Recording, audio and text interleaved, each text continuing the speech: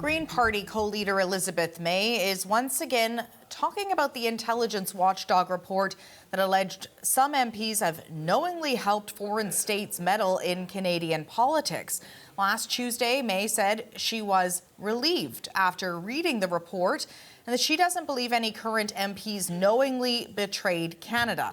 This morning, she elaborated on that. The CBC's Janice McGregor is on that story in Ottawa and joins me now live. So Janice, what more are we learning from May today? I'm going to tell you about that in a second, Linda, but in the spirit of this just in, I want to tell you about something we just received from Justice Marie-Josée Ugg, the Commissioner at the Public Inquiry on Foreign Interference. You'll remember in the aftermath of this report from the Special Committee of Parliamentarians and Senators that looked at the classified evidence and found that there were parliamentarians who were either witting or semi-witting participants in activities of foreign meddling. There was a vote in Parliament to refer the matters discussed in the report over to the public inquiry for further probing and further studying. And we were told that the Commissioner herself would have something to say about this. Indeed, she has issued her statement. She doesn't sort of give interviews. She releases things on paper, and just a few highlights. So she has taken note of this motion, sort of punting this over to her. She says that she can do this inside her existing terms of reference. So she does not need to change her mandate. There was sort of a letter from Conservative House Leader Andrew Scheer that suggested the government would have to change her mandate. She says she does not.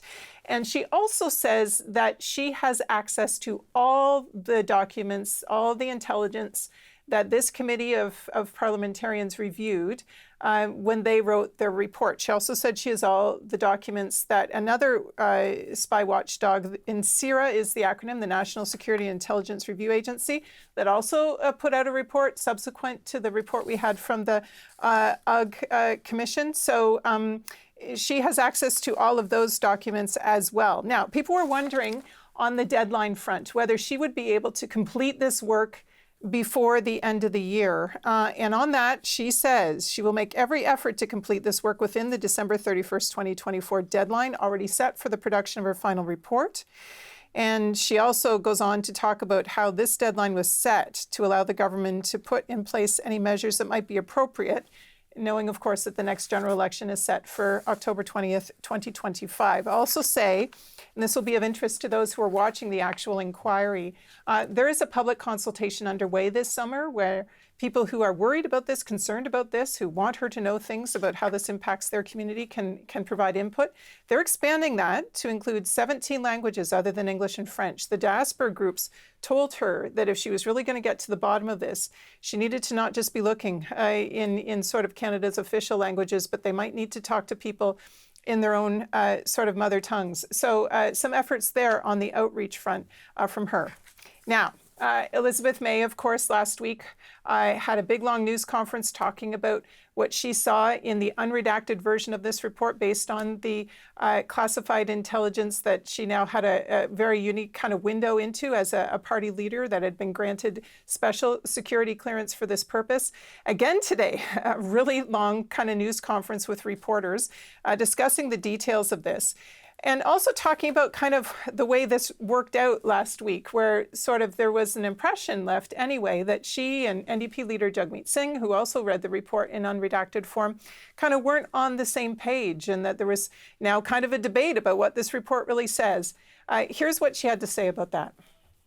We need to be very careful as people in political life that in handling allegations of foreign interference, we put Canada first always and recognize that those who'd like to undermine our democracy would take great pleasure in seeing us chase our tails and keep trying to find names and look for, use the word traitors loosely. I will not do that. May was talking about how she really wishes they could have an adult conversation about the contents of this report. She said she didn't want to be taking shots at other leaders the way perhaps we have seen the NDP and the Liberals take shots at the Conservatives, for example, for Pierre Poilievre's refusal to get the security clearance he needs to read this report for himself. She also acknowledged that it is possible that people experience this report differently, and that might account for the difference in perspectives between her and Jagmeet Singh. She tried to suggest that the differences between them are small.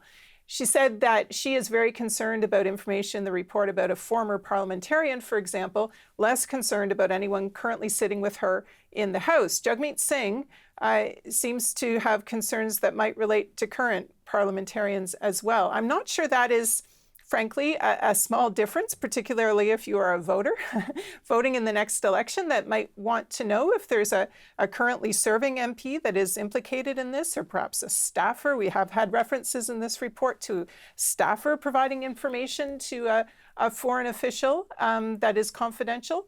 If any current MP is involved in that, that might be relevant information to a voter. So I don't know how to square sort of what Elizabeth May was saying in that regard with some of the actual contents of this report.